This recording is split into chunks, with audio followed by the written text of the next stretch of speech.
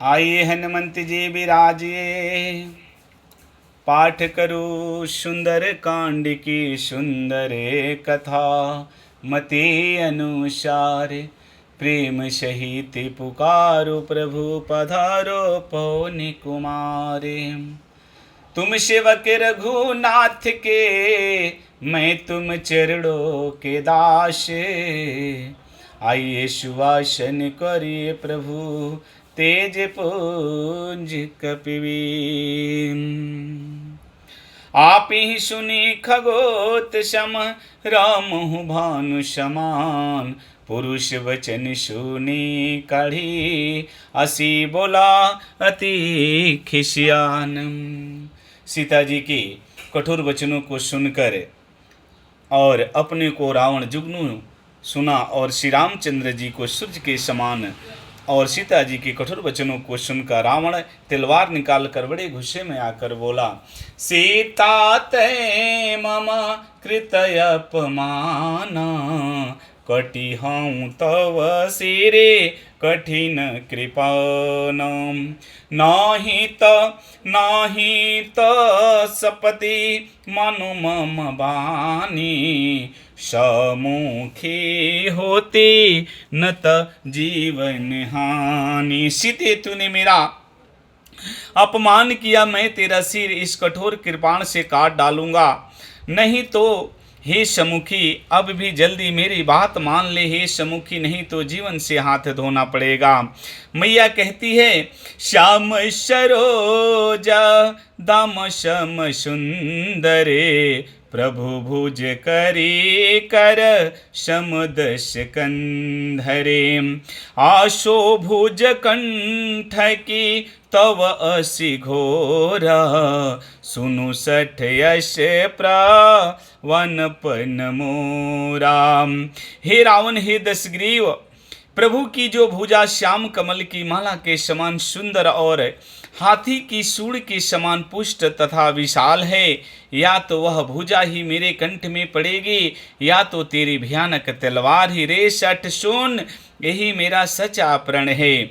चंद्रहासु हरु मम परितामम, रघुपति बिरहा नल संजातम।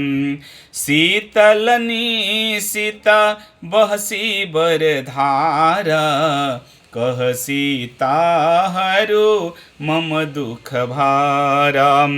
सीता जी कहती है कि हे चंद्रहास तलवार, श्री रघुनाथ जी की विरह की अग्नि से उत्पन्न मेरी बड़ी भारी जलन को तू हर ले हे तलवार।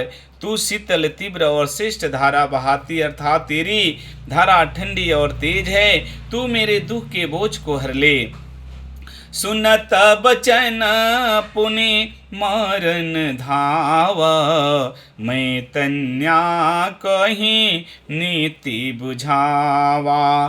कहे सी सकल निसी चरण ही बोलाई, सीत ही बहु विधि त्रास हूँ जाई। सीता जी के वचन सुनते ही रावण मैया को मारने के लिए दौड़ा।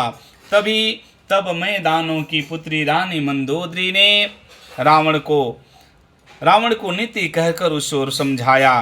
तब रावण ने इस राक्षसियों को बुलाकर और कहा कि जाकर सीता को बहुत प्रकार से भय दिखलाओ। माश दिवस मोहु कह न मान, तय में मारी बे कढ़ी कृपाना। यदि 1 महीने में सीते ने मेरी बात न मानी तो मैं तलवार निकाल कर तुझे मैं मार दूंगा।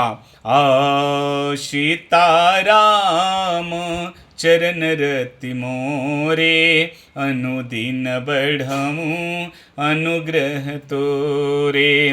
भवन गयो दश कंधरे, यहाँ पिचासन ब्रीन, सिथि त्रास दिखावहीं धरिए रूप बहुमंदे।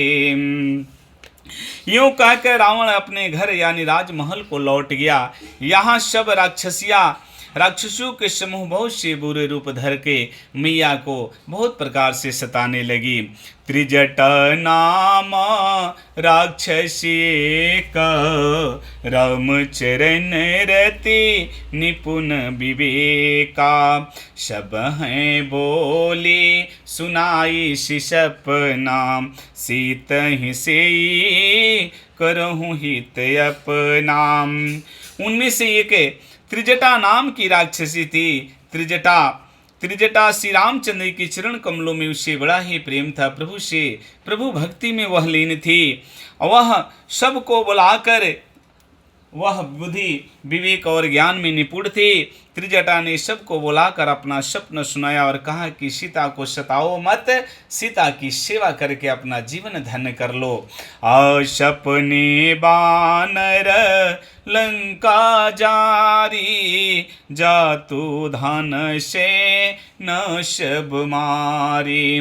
खर आरूढ़न गन दस सीसा, मुंडित सिर खंडित भुज बीसा।